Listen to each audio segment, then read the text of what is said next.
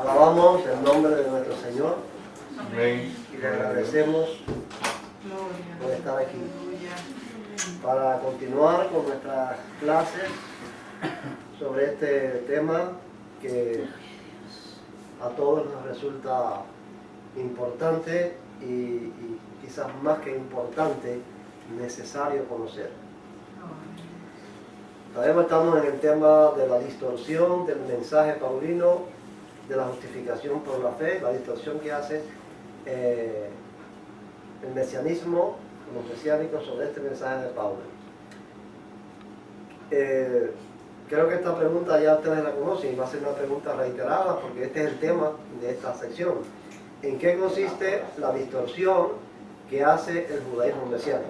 Bueno, simplemente que tacha, que ignora, no predica, no practica el tema esencial de la vida del cristiano, que es la santificación mediante la obra del Espíritu Santo, y lo que predica, lo que enseña es que el hombre debe ser obediente, pero obediente basado en su capacidad humana de ser correcto y disciplinado. En pocas palabras, nosotros encontramos ese mensaje. La salvación viene por la fe obediente que resulta de seguir el ejemplo y la vida de Yeshua. Para el no judío solamente salva la fe en Jesús.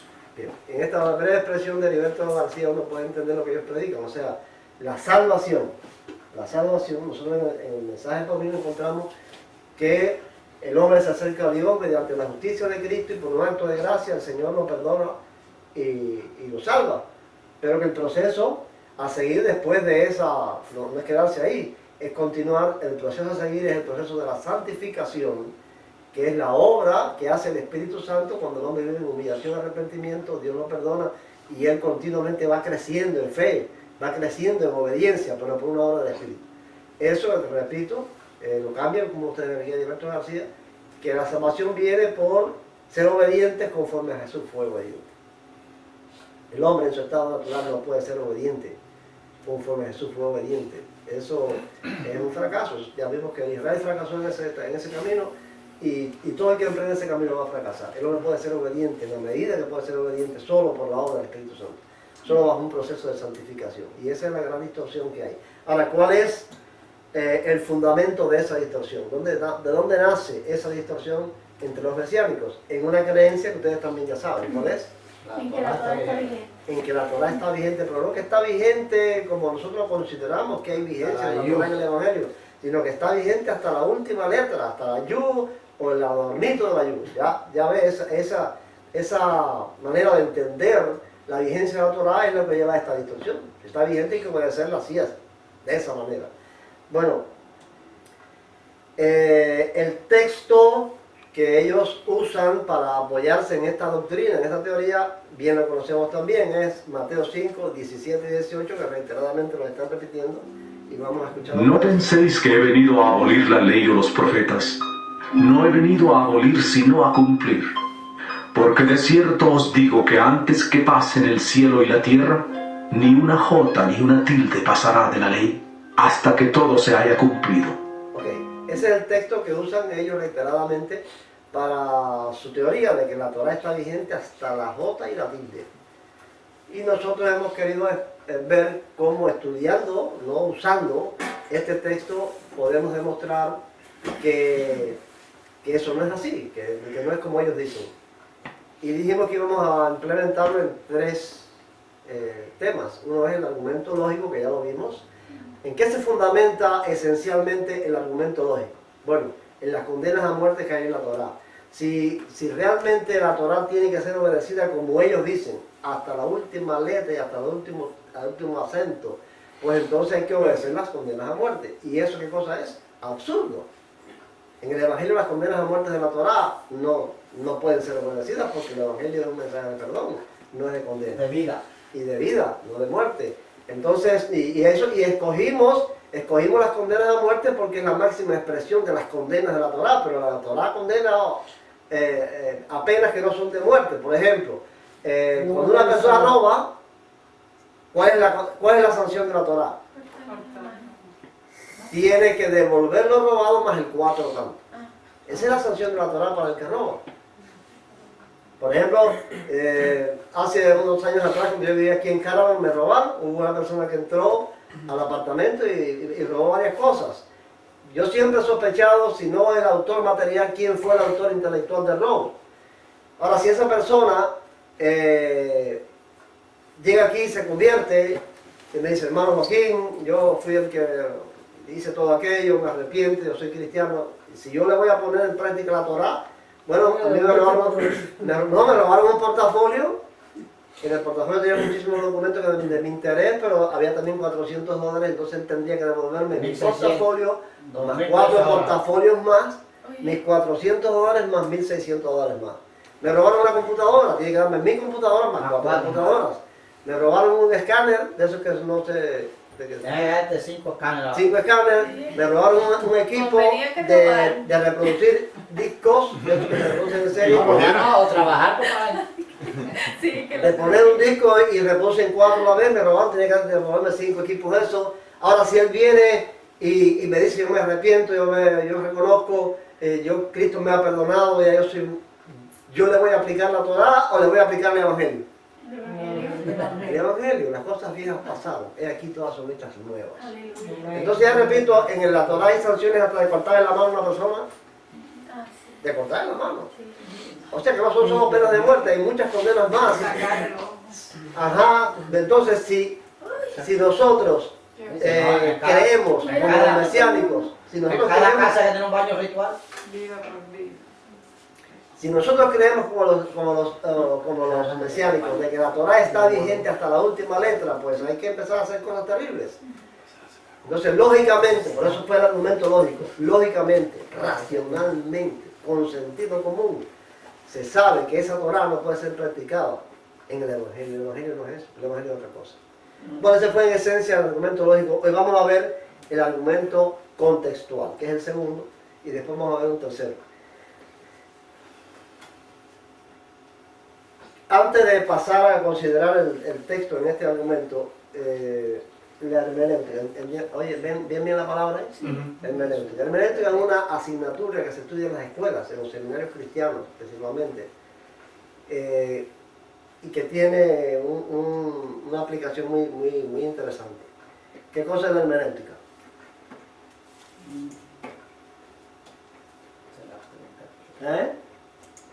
El arte de la interpretación de los textos. Ajá. La hermenéutica bíblica es el estudio de los métodos y reglas que deben seguirse para explicar o interpretar el texto de la Biblia. La hermenéutica no estudia o no explica a la Biblia. Lo que estudia son reglas o métodos o reglas de cómo hacerlo. ¿Entiende la idea? Ahora bien, hay una regla que yo he considerado la madre de todas las reglas de la hermenéutica, que es muy importante, es básica, es la principal de todas, que dice así: Un texto. la escritura debe ser explicada por la escritura, es decir, la Biblia es su propio intérprete. Y eso es muy básico. Como todas las reglas, esta también tiene su excepción. Yo le he encontrado una sola excepción a esta regla, y son los símbolos proféticos. O sea, los símbolos proféticos, ustedes saben que a mí me ha gustado siempre estudiar las profecías, en la estatua de Nabucodonosor, las 4 bestias de Daniel. Pues uno no puede explicar solamente usando la Biblia esos símbolos, hay que usar la historia. Pero con esa sola, o sea que la profecía se explica a la luz de la historia. Pero fuera de eso, yo no he encontrado otra excepción de que la Biblia explica a la Biblia. Esto no excluye el uso de diccionarios bíblicos, el uso de comentarios bíblicos, de libros de teología, de otros documentos. No excluye eso. Lo que quiere decir esto es que ninguna otra herramienta de estudio puede sustituir a lo que dice la Biblia. Desde el momento en que alguien explica un texto bíblico por lo que dice una iglesia, o por lo que dice un teólogo, o por lo que dice un rabino, ya está en un margen de error grandísimo. Debe ser explicada la Biblia exclusivamente por lo que dice la Biblia, y para eso hay que estudiarla. Por eso es importante estudiar la Biblia. Por lo que ella misma dice es por lo que se puede explicar o se puede interpretar. ¿Entienden esa idea? Por eso decía que esa es la base mayor de la hermenéutica. Ahora hay otras reglas como esta que vamos a aplicar aquí, que un texto sin su contexto es solo un pretexto. Esa es otra regla de la hermenéutica. Un texto, usted no le puede dar una explicación sin atender al contexto. Ahora, ¿qué cosa es el contexto? Bueno, el contexto en primer lugar es el inmediato. El contexto inmediato está integrado por los versículos que están antes y después del texto que se estudia. Ese es el contexto inmediato. Ver qué dice antes, qué dice después, qué dice el tema, qué dice el capítulo del texto que estamos estudiando. Tratar de buscar la explicación ahí mismo, en el contexto inmediato. Ahora también podemos usar el contexto remoto o más distante. ¿En qué consiste? Está integrado por todas las porciones bíblicas más remotas en relación con el texto que se interpreta y tiene diferentes matices.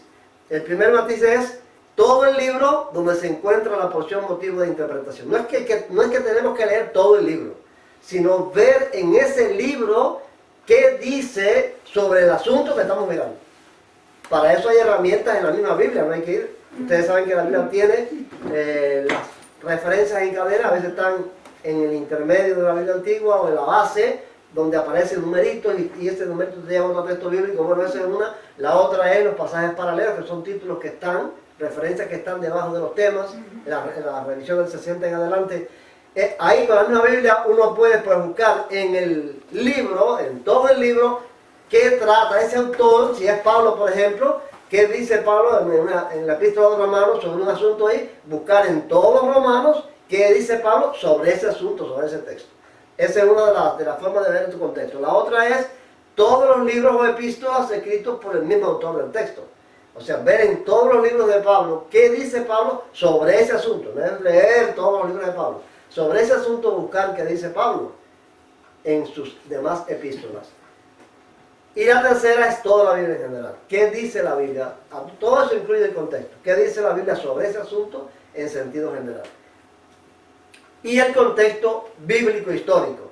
En muchas oportunidades conocer el entorno histórico, es decir, las costumbres y condiciones de la época bíblica, arrojan más luz sobre el texto objeto de nuestra interpretación. Y en este caso es como decíamos, el uso de diccionarios, de libros de historia, teología, pero siempre con el propósito de aclarar el texto.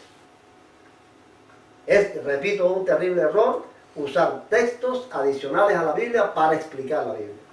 Yo puedo, y de hecho lo uso muchísimo aquí, ustedes en los estudios lo hemos visto, que usamos el diccionario Vine, el diccionario el otro, pero siempre con el propósito de aclarar el texto, de comprender bien qué dice el texto, no de darle explicaciones al texto bíblico. La Biblia se explica por la Biblia. ¿Entienden esa idea? Hemos hecho este breve bosquejo hermenéutico para decir que nosotros vamos a ver cómo, nada más que en el primer paso de la regla. El contexto inmediato podemos demostrar. No vamos a demostrar lo que significa el texto. Lo que vamos a demostrar es, porque lo que significa el texto lo vamos a ver en el tercer estudio, que es el argumento exegético. Vamos a ver lo que significa realmente el texto. Lo que vamos a demostrar aquí es que los mesiánicos no tienen razón. En el solo estudio del contexto inmediato vamos a demostrar que los mesiánicos no tienen razón cuando dicen que este texto de Mateo dice que lo que quiere decir es que la Torah está vigente totalmente, completamente. Vamos a ver con solamente el contexto. Eso va a desmentir. Lo que dice la Torah sobre añadir o quitar lo que ella establece. La misma Torah dice cosas de quitar o poner, porque a veces nosotros hacemos mucho énfasis en no quitarle a la ley, pero también ahí dice que no se le puede poner. Es estricta la Torah en que no se puede poner ni se puede quitar. Vamos a ver uno de los textos, es Deuteronomio 4:2, dice: Ahora pues, oh Israel, oye los estatutos y decretos que yo os enseño, para que los ejecutéis y viváis, y entréis y poseáis la tierra que Jehová, el Dios de vuestros padres, os da. No añadiréis a la palabra que yo os mando, ni disminuiréis de ella, para que guardéis los mandamientos de Jehová vuestro Dios que yo os ordeno. No se puede añadir, no se puede disminuir, no se puede añadir, no se puede quitar. Y eso se repite, la Torah lo repite en Deuteronomio 12:32, dice: Cuidarás de hacer todo lo que yo te mando, No añadirás a ello, ni de ello quitarás.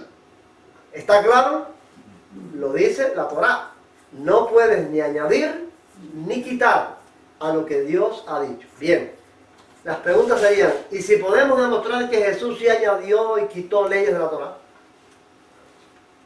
En el contexto que vamos a ver, si nosotros podemos demostrar que Jesús sí le quitó leyes a la Torá y le añadió cosas a la Torá, ¿está el Señor cumpliendo con esos dos mandamientos de la Torá misma, de Dios mismo, que dice, no le puede añadir y le puede quitar? ¿O se está contradiciendo a sí mismo?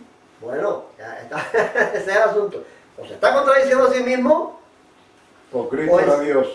o Cristo es Dios que le puede añadir y quitar. Ese es el asunto. Ese es el asunto. Él creó la Cristo es ley. Dios que le puede añadir y quitar a su propia ley. Él creó la ley. Esa ley, eso de no añadir ni quitar es para mí, para ti. Pero para Cristo, si Cristo le añadió y le quitó, él lo que dijo es Era el Señor del sábado. ajá, lo que dijo en Mateo 5, 16, 17 y 18 de que no se le podía, que la Torá no iba a cambiar ni una jota ni una tilde, ¿tiene razón? No. Bien, la otra pregunta es, si Jesús derogó por completo leyes existentes en la Torá, ¿qué respuesta darían los mesiánicos? Si él derogó leyes completas de la Torá, ¿qué respuesta darían los mesiánicos a esa teoría de que hasta la ayú y el adornito de la ayú está vigente? ¿Qué diría? Bueno, eso es lo que eso es lo que vamos a demostrar en el estudio contextual. O sea, el Lo que contexto, ellos dirían, ya nosotros lo hemos dado en clase por ahí para atrás. ¿eh?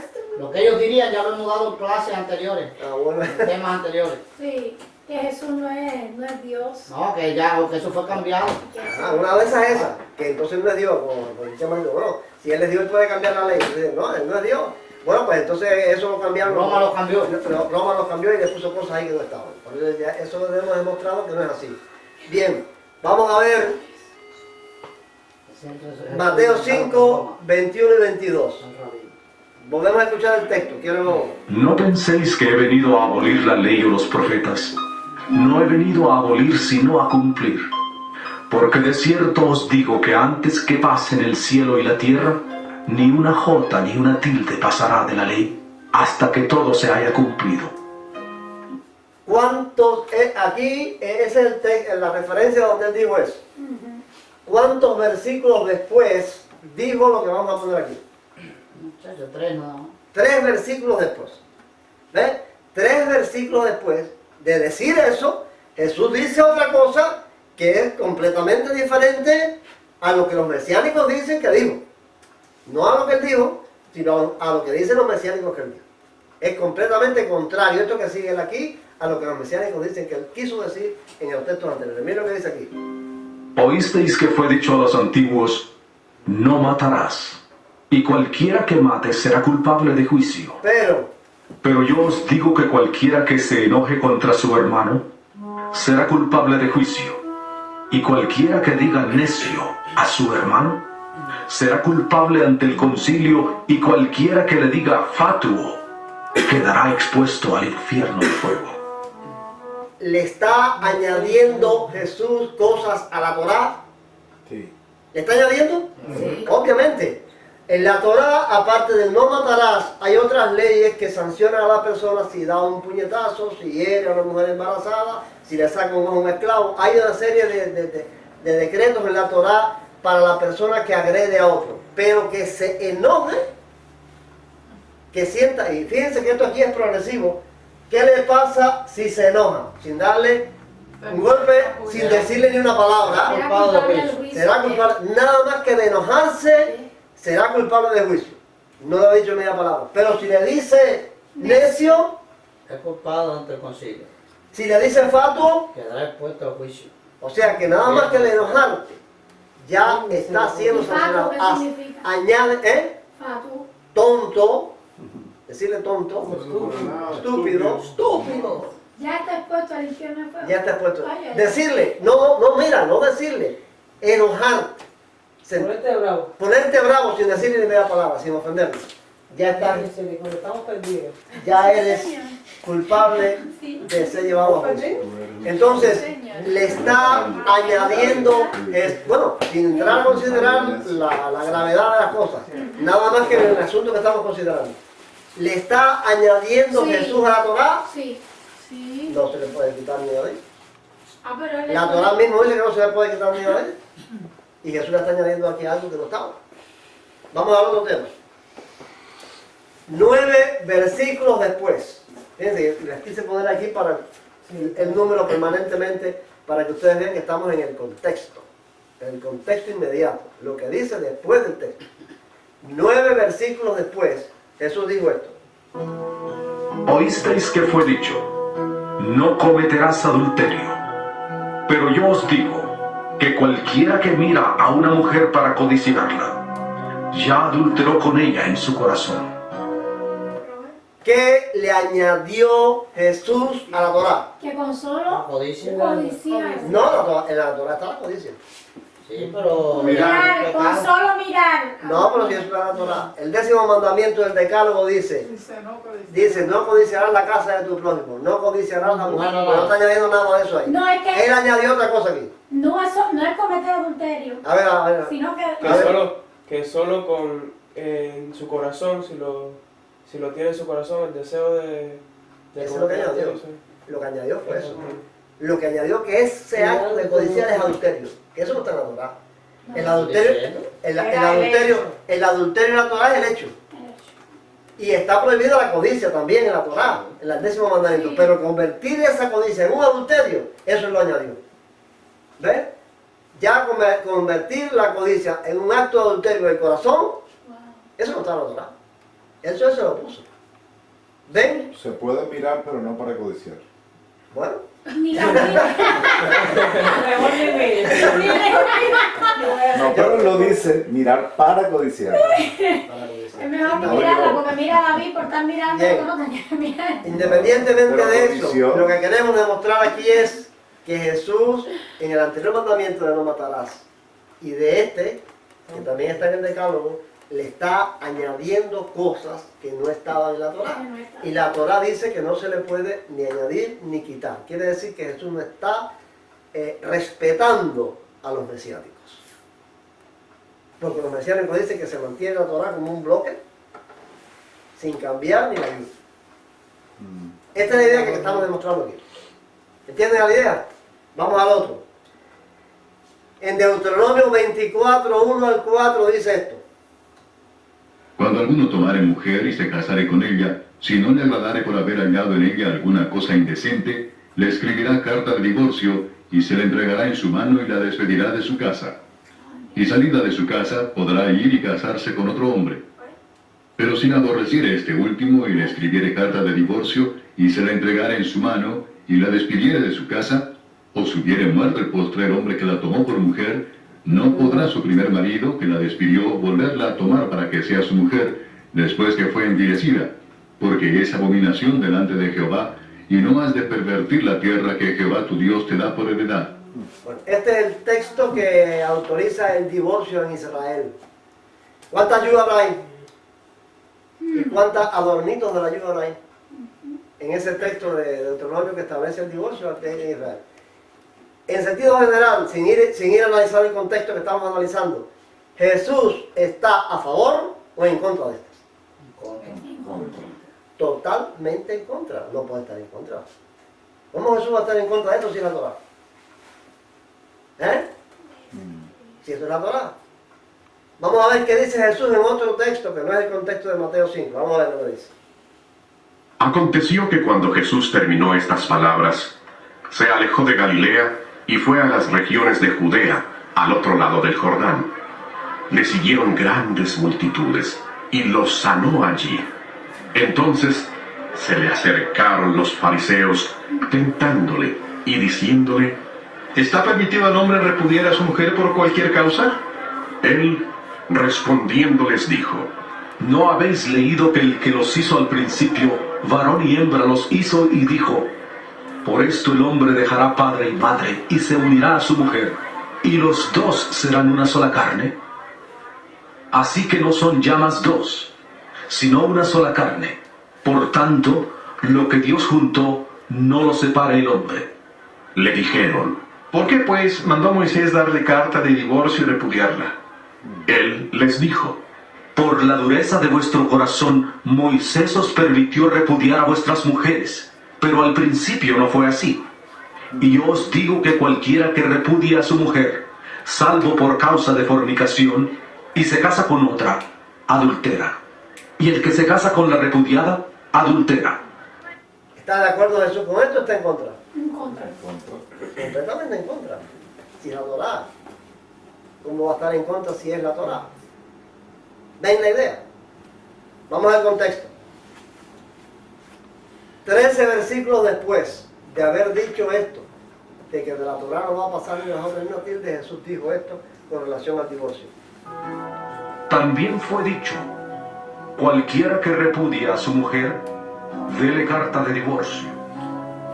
Pero yo os digo que el que repudia a su mujer, a no ser por causa de fornicación, hace que ella adultere, y el que se casa con la repudiada, comete adulterio. ¿Derogó Jesús la ley del divorcio en la Torá o no la derogó? La derogó. Tachó esto, acabó con todas las yus y con todos los adornitos, las yus que había allí. Ya Moisés no, ya esa... Había una gran discusión cuando los fariseos se acercan a Jesús a preguntarle, porque había dos escuelas, la escuela de Shammai y la escuela de Gilel, que tenían una gran discusión, no sobre el divorcio. Ellos no discutían si el divorcio era válido o no, sino las causas para el divorcio. Cuando él le van a preguntar, le dice, ¿puede el hombre repudiar a su mujer por cualquier causa? ¿Ves? Porque había una discusión grande entre esas dos escuelas. Ahora Jesús dice, no hay divorcio. Y establece su propia ley sobre el divorcio. Pero derogó aquella. Aquella la tachó, la anuló. Entonces, podemos demostrarle a los mesiánicos que Jesús derogó leyes de la Torá. A no ser que los católicos hayan cambiado eso. No, ya. Sí, porque ese es el argumento. El argumento, pero bueno, ¿cuántas cosas cambiaron? Hay cantidad de cosas, entonces el Nuevo Testamento no es como... Eso es lo que dice García. Eso es lo que dice Heriberto García. Sí. ¿Tú imaginas? Muchas personas dicen que Jesús aprobó eso del divorcio por esta expresión, a no ser por causa de fornicación. Explica eso.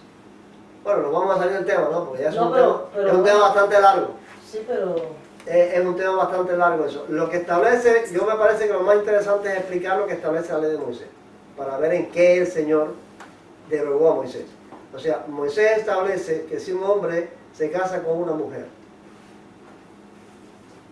y encuentra algo indecente, le da carta de divorcio. Cuando, déjame ver cómo explico esto, porque eso lleva una explicación bastante. Cuando le preguntan a Jesús, ¿por qué Moisés permitió dar carta de divorcio entonces si es que el hombre y la mujer están unidos para siempre? Él les dice, por la dureza de vuestro corazón, Moisés os permitió dar carta de divorcio. Esa dureza del corazón se debe a que los hombres en el tiempo ese de Moisés se casaban con una mujer y no les gustaba, pues la palabra en hebreo, indecente significa asunto de desnudez, o sea, un problema sexual. No les gustaba sexualmente y la repudiaban. La botaban de la casa, no la querían más de mujer. O la tenían en la casa, pero no se llegaban. Pero bueno, la repudiaban. El repudio es que no te Sí, quieren. digo yo, cuando ya después que apareció la ley, sí era el repudio. ¿Sabes? No, el repudio es una cosa, que es el asunto. El repudio es una cosa y el divorcio es otra cosa, ¿ves? Es que sí la repudiaban, es que sí la botaban de la casa, pero esa mujer se quedaba sin derecho a casarse. Cuando tú lees la ley de Moisés sobre el divorcio, te das cuenta que es una ley para proteger a la mujer. Porque ¿a quién le da derecho de casarse otra vez? A la mujer. A la mujer. A la mujer repudiada, la ley de Moisés le da derecho a casarse una segunda vez. Si el segundo hombre la repudia, le da derecho a casarse una tercera vez. El primero no la puede recoger, pero te das cuenta que es una ley que protege a la mujer de un acto de repudio del hombre duro de corazón, porque algunos han creído que duro de corazón es que el hombre es un pecador y que necesita muchas mujeres. Yo no creo a Dios permitiendo una ley para suplir la lujuria de un hombre. Lo duro de corazón es que ellos votaban a las mujeres se quedaban sin derecho a nada, en un mundo como aquel, abandonadas completamente, y entonces no le importaba. Entonces Moisés le dice, bueno, está bien, tú la vas a repudiar, no te gustó sexualmente, porque es un acto. También han querido interpretar que lo indecente es que él se casa con la mujer y encuentra que la mujer ya no es virgen. La ley de Moisés no establece un divorcio para eso. La ley de Eso Moisés establece apedreamiento. apedreamiento. La fornicación en la casa. ¿Eh? Quemarla a ella viva, creo que es. Había que quemarla, a la hija del sacerdote había que quemarla viva, y a la mujer que no era hija del sacerdote había que apedrearla. O sea, si la indecencia es que ella no era virgen, eso no lleva a divorcio. Y entonces cometió un pecado. Fíjense qué asunto eso. Si cometió el pecado de fornicación en la casa de su padre, y cuando el hombre que se casa con ella descubre eso, lo que le da un derecho a volverse a casar otra vez. No puede ser. No puede ser que le dé un premio, ¿verdad? Porque el hombre la repudió por eso y ahora ya puede volverse a casar con otro hombre. No, eso se refiere a que el hombre no le gustó, el hombre duro de corazón, el hombre sin vergüenza, no le gustó a la mujer, sexualmente no le gustó y la botó de la casa.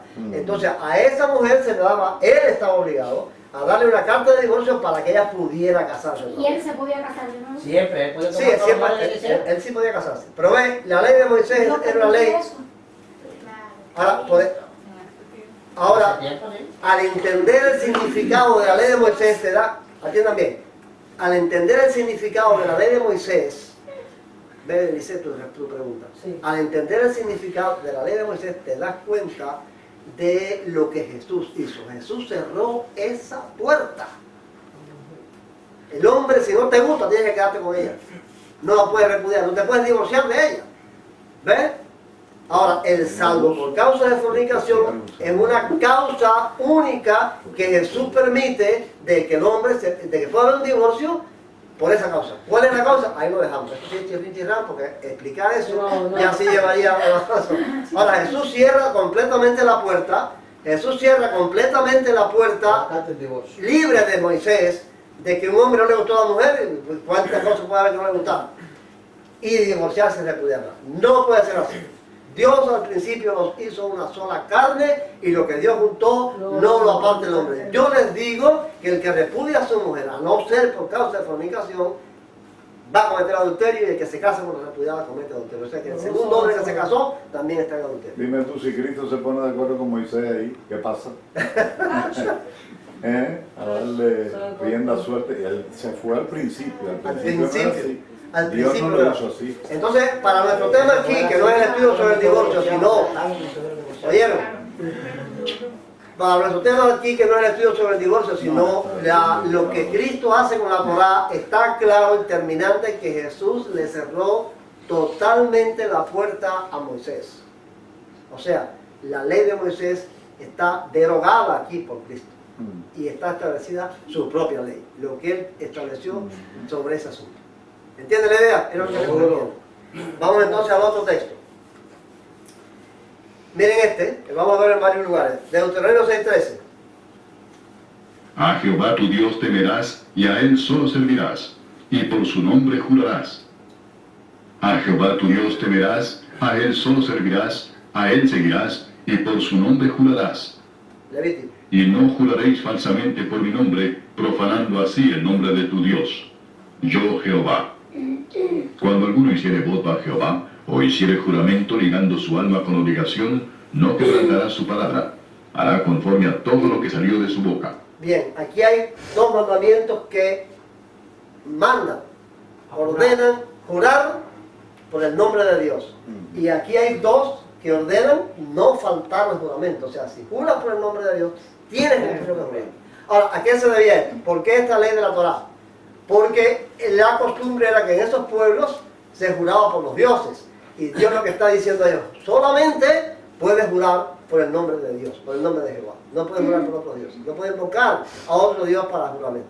Vamos a ver en otro texto que dice así. Esforzaos pues mucho en guardar y hacer todo lo que está escrito en el libro de la ley de Moisés, sin apartaros de ello ni a diestra ni a siniestra, para que no os mezcléis con estas naciones que han quedado con vosotros, ni hagáis mención, ni juréis por el nombre de sus dioses, ni los sirváis, ni os inclinéis a ellos. ¿Ve? No jurar por el nombre de sus dioses. Cuando vas a hacer un juramento, solo por el nombre de Jehová, solo por el nombre de tu Dios. Ya está ligado a obedecer. ¿Eh? Y ligado a obedecer. Y si juras, no puedes faltar al juramento. A estos textos de la Torá es donde Jesús, o a lo que Jesús se refiere aquí, 15 versículos más abajo de lo que dijo en el mismo contexto allí de lo que dijo sobre la vigencia de la ley. Mateo 5, 33 al 37.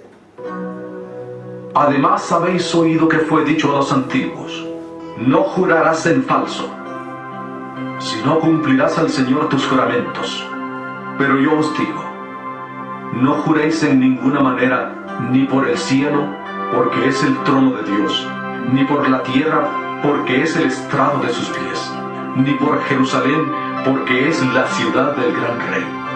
Ni por tu cabeza jurarás, porque no puedes hacer blanco o negro un solo cabello.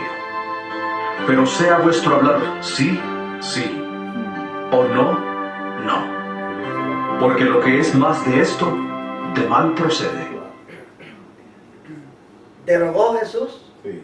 la ley sobre el divorcio? Divorcio, disculpe. La ley sobre el juramento. Juramento.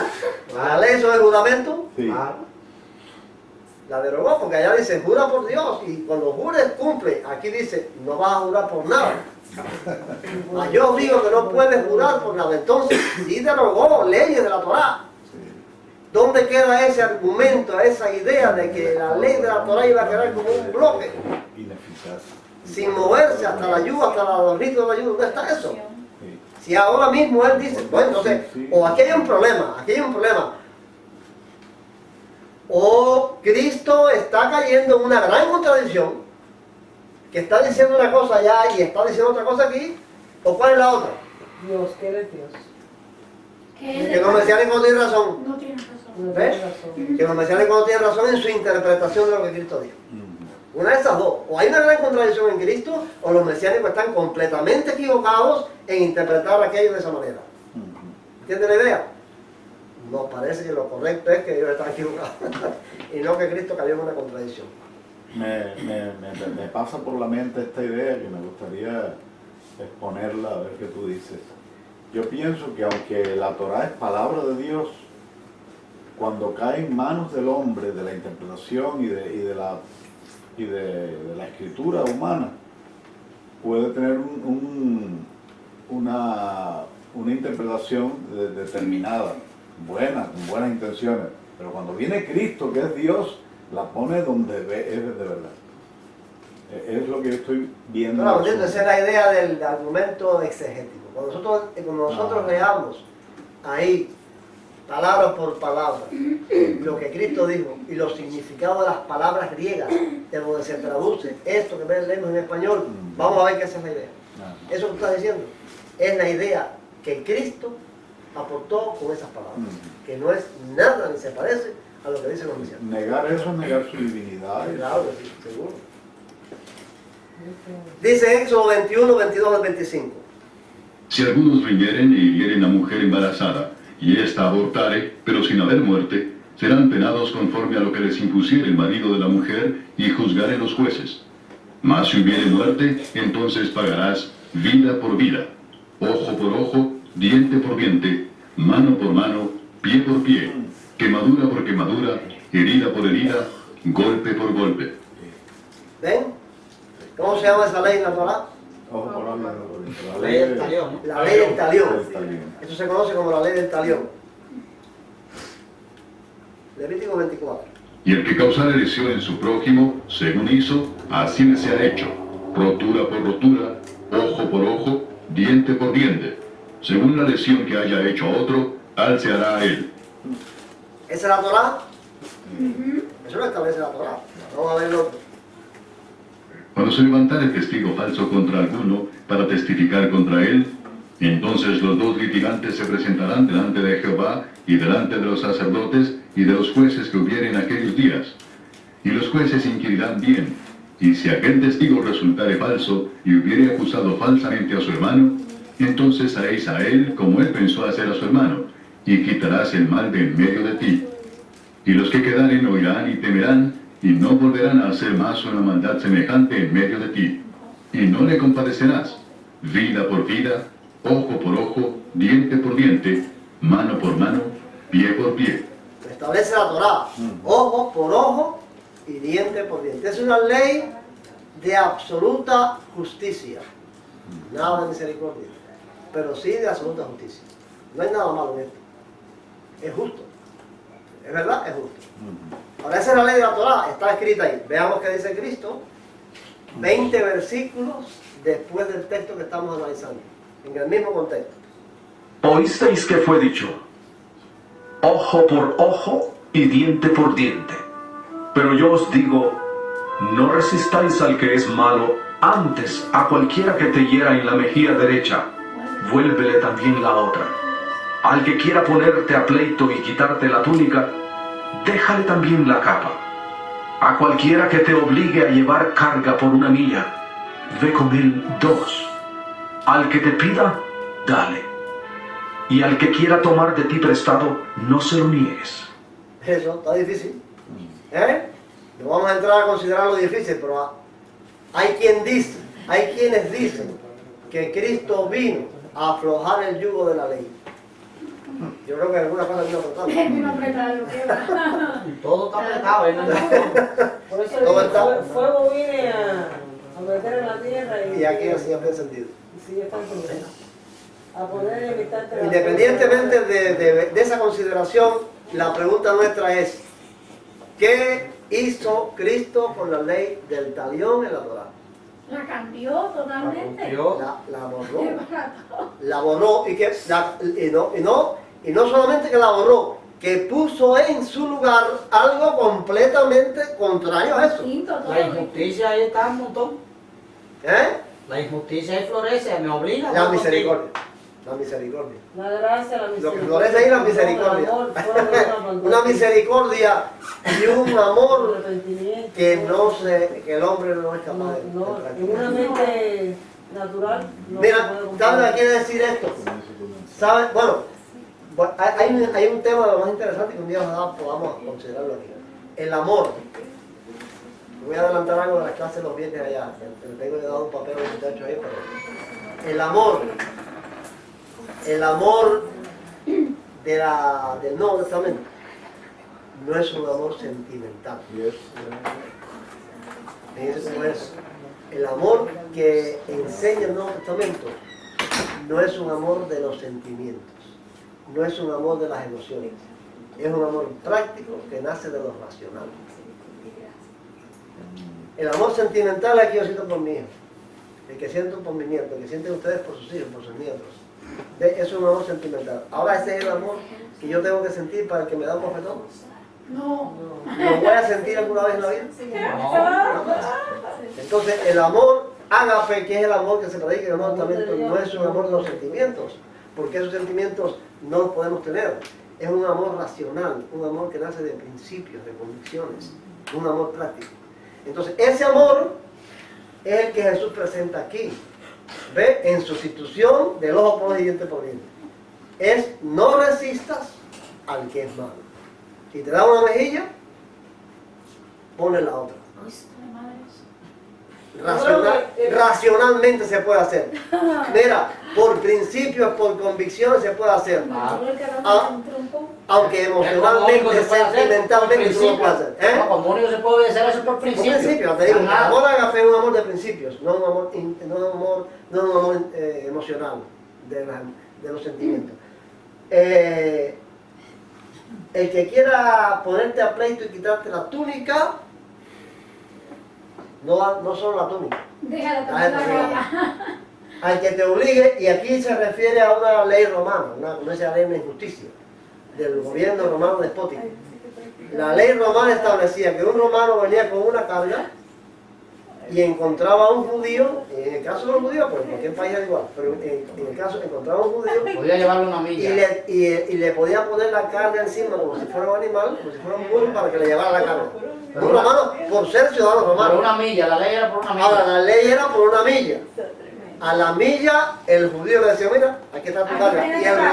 Y el romano, por ley, no podía obligarlo a llevar otra milla. Tendría que buscarse otro judío para que le llevara la carga. Pero eso dice, cumple más allá de la ley y llévase las 2 millas. Hazlo el doble. Hazlo el doble. Aunque es un acto despótico, aunque es un acto malvado de una persona, llévala. Pero ese acto transforma un corazón, el corazón más endurecido, Cuando tú le haces bien a uno que te hace intencionalmente mal. te quiere hacer No, mal, esa es la maravilla del Evangelio. eso trabaja. Si nosotros pudiéramos practicar eso, el mundo fuera diferente. Hay veces Si que los practicamos cristianos- más la si los Torah que el cristianos- Evangelio. Mira, si los cristianos pudiéramos practicar, estas leyes de Jesús no son absurdas. A veces practica más la Torah que el Evangelio. Oigan, estas leyes de Jesús no son absurdas. Si nosotros pudiéramos practicar esto, una vez yo hace muchos años en la Lisa, en una conferencia, prediqué un mensaje titulado El perdón y el amor regeneran más que el castigo. Así es. Y estas leyes de Jesús no son absurdas. No es que están, es que cuando la gente practica eso, cambia a los demás. Cambia. Las demás cambian. Si los millones de cristianos que hay en el mundo practicáramos eso, lo que pasa es que no lo practicamos. Sí. Pero si practicáramos esto, el mundo fuera diferente. Diferente. Muy diferente, muy distinto, porque la gente tiene que cambiar. ¿Cómo no va a Nosotros cambiar? tenemos que Sí. practicar esas cosas, como Pero mismo claro. tenemos que meternos a pagar un seguro que no queremos pagar y que lo hacemos, así tenemos Así, que así, poner así mismo. el Evangelio y practicar así con Practicar el los Evangelio. enemigos. Con todos hay que Ay, practicarlo así. Señor Dios.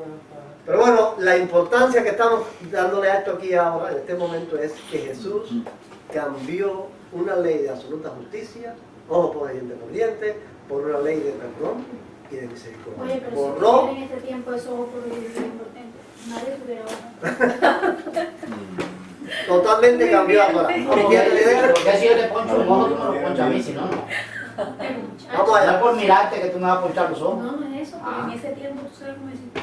vamos a ir al texto.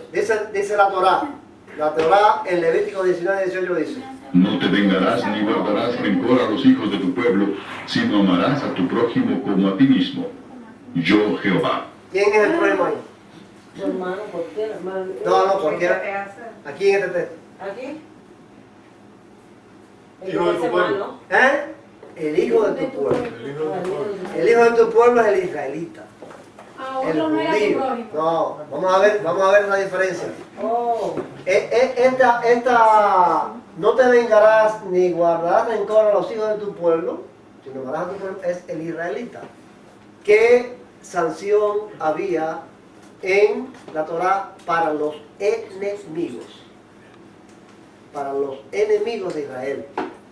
¿Ven? Porque hay que tener en cuenta eso. Una cosa era lo que decía, para amarás a tu prójimo es el israelita igual que tú. Ahora, el enemigo, ¿qué establece la Torá? Aborrecerás. La Torá establece para el extranjero que vive en tu tierra que lo trates con piedad porque tú fuiste extranjero. O sea, hay una serie de leyes en la Torá también para proteger al que no es israelita, pero que vive como israelita o está entre los israelitas. Pero a los enemigos, a los que son enemigos de Israel, no es eso lo que establece. Vamos allá. Cuando Jehová tu Dios te haya introducido en la tierra en la cual entrarás para tomarla, y haya echado de delante de ti a muchas naciones, al Eteo, al Jerjeseo, al Amorreo, al Cananeo, al Fereceo, al Heveo y al Jebuseo, 7 naciones mayores y más poderosas que tú, y Jehová tu Dios las haya entregado delante de ti y las hayas derrotado, las destruirás del todo.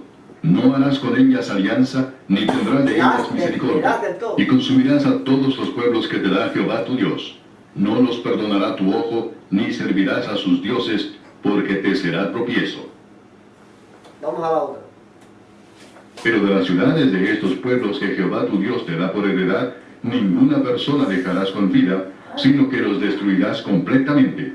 Al Eteo, al Amorreo, al Cananeo, al Fereceo, al Heveo y al Jebuseo, como Jehová tu Dios te ha mandado, para que no os enseñen a hacer según todas sus abominaciones que ellos han hecho para sus dioses, y pequéis contra Jehová vuestro Dios.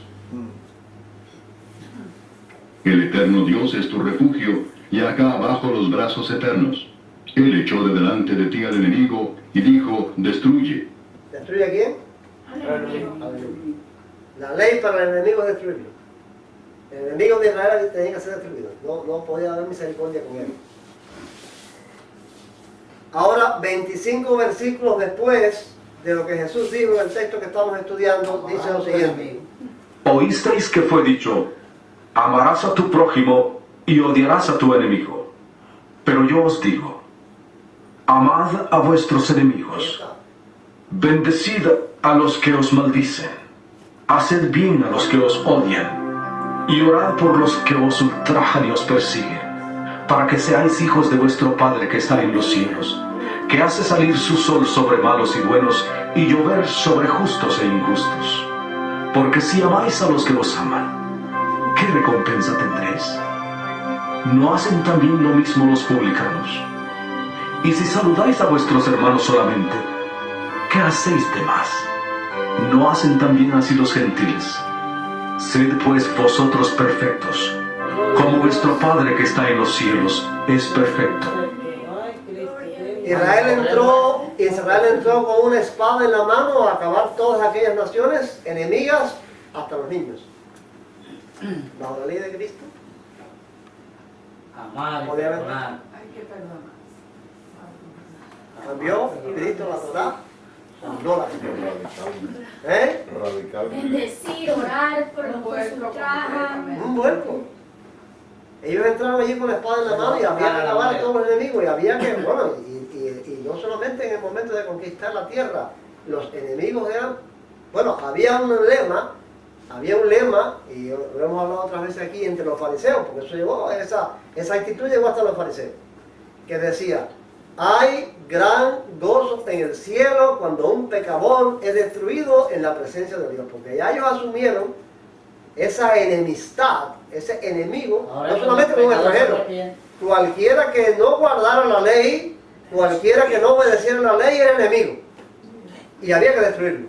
O sea que esta expresión de Jesús, oíste que fue dicho, amarás a tu prójimo y aborrecerás a tu enemigo, ese aborrecerás a tu enemigo no está realmente en la Torá, más bien era un concepto de los fariseos, pero los fariseos lo sacan de aquello. O sea que ya ese aborrecimiento a los enemigos implicaba a todo el que se opusiera a Dios, aunque fuera del mismo pueblo. ¿Ves? Entonces Jesús cambió completamente eso. Esa condenación de la Torá, por eso Pablo dice que la ley es un ministerio de muerte y condenación, porque lo que hace es condenar. Es nada más que lo que tiene en la mente es, el que tiene en la mente la Torá, lo que tiene en la mente es condenar. Para poder tener en la mente algo de bueno, de salvación, tiene que tener el Evangelio, pues lo que tiene en la mente la Torá es lo que va a condenar a todo el mundo. Porque el ministerio de la Torá es condenar a la gente. Entonces, Jesús cambió radicalmente este mandamiento de la Torá. Al enemigo, ahora hay que amarlo. En la medida de este amor intelectual, de este amor de principios, pero hay que amarlo así. Dice Pablo, si tu enemigo tuviere hambre, dale de comer. Si tuviere sed, dale de beber. Que haciendo esto, Ascuas de fuego. ¿sabes lo que significa esa Bendición. Eso quiere decir, le harás Verás la cara de ver la vergüenza. cara de vergüenza. Bueno, y si hacemos Es como lo que decía el mandito. Si le haces eso así, le damos un vaso de leche en vez de un es vaso de agua. la bofetada sin mano. O sea, si te está tratando mal y tú lo tratas bien, tiene que ser muy duro. ¿Ves? Para que no se ablande y para que conozcan que Oye, es superior. eso es bien difícil. Es bien difícil. Pero Hay que hacerlo. No, sí. qué satisfacción. Yo lo he hecho. Yo lo Eso no hice. lo va a hacer. Lo hice. Hay un pensamiento de diente para que quiero afuera, decir. pero por adentro. No, mira, pero no es de diente para afuera. Es ahí donde tenemos que llegar, Liceo. Ah, yes. No Yo tienes sé. que sentirlo. Eso no hay que Sí. sentirlo. Si tú esperas sentir con Eso lo puedo hacer con amor un jefe hacia mío, una una persona, no lo vas a sentir nunca. Es un amor de principios, que nace de principios, que nace de convicción. Si tú esperas tener hacia esa persona un sentimiento como el que tienes con tu hijo, nunca le vas a perdonar. Claro. Ahora, cuando tú tienes principios, cuando tienes convicciones de esto que dice Pablo, que dice Jesús, pues entonces tú lo vas a hacer, aunque no sientas, pero lo vas a hacer y vas a estar cumpliendo con lo que dice la palabra. Claro. Eso es lo que dice la palabra. Eso es lo No que hacerle dice. daño, no pagarle mal con mal, sino hacerle un bien en lugar de un mal. ¿Ves? Yo como decía Ramiro, que hay un texto. Escuché o leí un pensamiento en un libro que estuve leyendo que dice que Cristo no está en el corazón, Cristo no está como Salvador en el creyente, en un corazón muerto, sino está como un Cristo resucitado en su templo. Oye. Y eso es una verdad, nadie va a poder No, pues. manifestar eso si no está regenerado por el poder del Espíritu Santo. No, puede ser. Jamás en la vida un hombre, por muy intelectual que sea, va a poder hacerlo guiado por la intelectualidad, si no, Dios no hace una obra. Seguro. Porque realmente la gloria del Evangelio consiste en la creación de un nuevo hombre que tiene la capacidad de hacer estas cosas. en el poder del Espíritu. Entonces, y es verdad, cuando yo leí eso dije, es verdad que Cristo no puede estar en un creyente con un corazón muerto. No, seguro. No está en un creyente como un que no esté regenerado. Porque por eso los cristianos vivimos en venganza y vivimos en o que no están regenerados. Son personas que están influenciados por un principio religioso, pero que a la hora de actuar no puede, porque no puede salir de un agua, de una fuente de agua amarga, salir agua dulce. Jamás en la vida. Eso no. Hace rato que Lita quería decir algo, está levantando la mano, quería decir algo. Que hay un secreto ahí, creo que están hablando de eso ahora mismo, que hay que encontrar porque Cristo dice, mi yugo es fácil y ligera mi carga. En él lo pudo hacer, no lo hizo. Sí. Padre, perdónanos porque no saben lo que hacen. Cuando lo bendecía.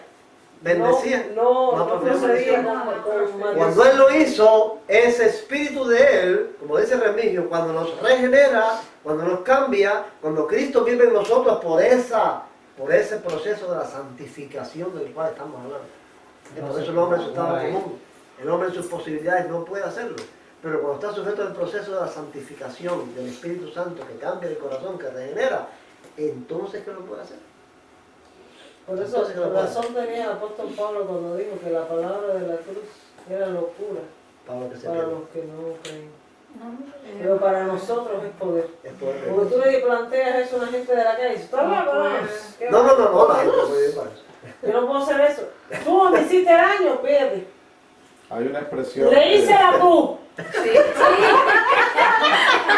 Hay una expresión, Joaquín, que se repite en la Santa Cena que dice que si Cristo no es ingerido en nuestro hombre interior, de nada nos aprovecha. De nada nos aprovecha. Todo es una religiosidad superficial. Tiene que ser ingerido. Eso tiene que ser ingerido dentro de nosotros para que Él viva en nosotros y podamos ser a la medida de Cristo. Y quiero que tú sepas, cuando tú pones en práctica eso, no todas las veces uno lo hace, pero a veces uno lo tiene que hacer cuando está delante de la gente del mundo y uno tiene que darse luz. Porque yo lo tuve que hacer con una jefa.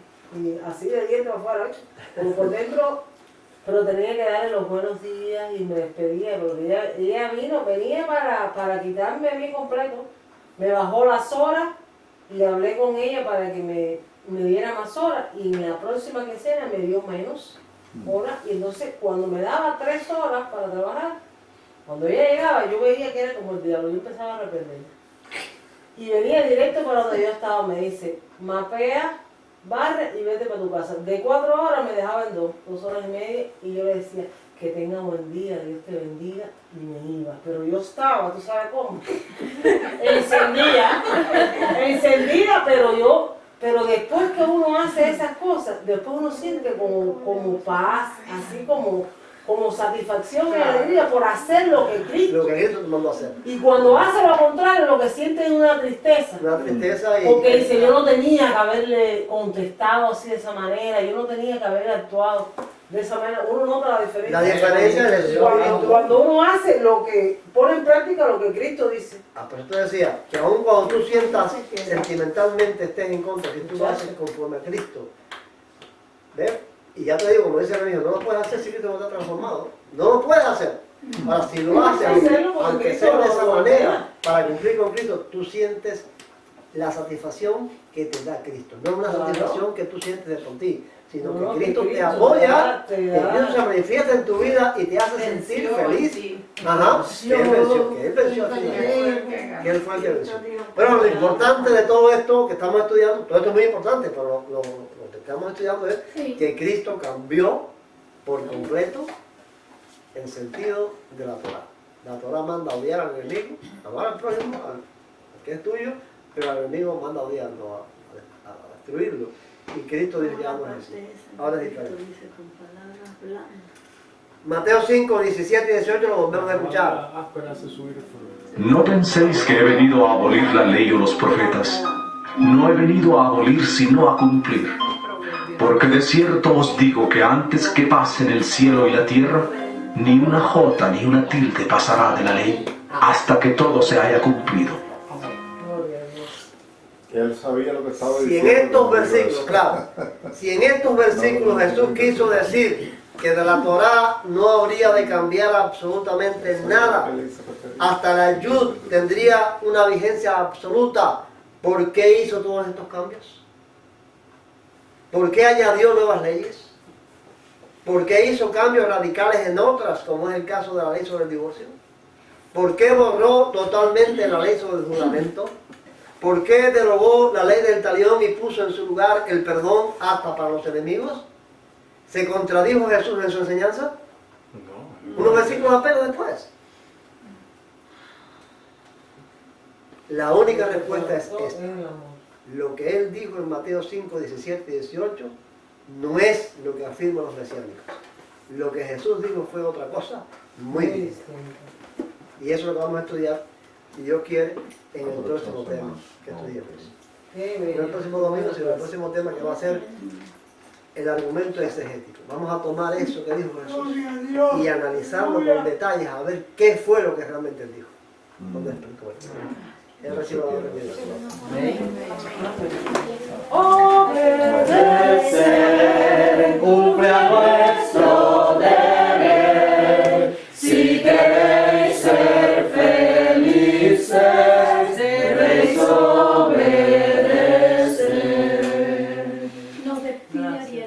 El amor de Dios, la gracia de nuestro Señor y Salvador Jesucristo, la compañía y comunión del Espíritu Santo, el Consolador, sean con todos sus hijos, ahora y para siempre. Amén.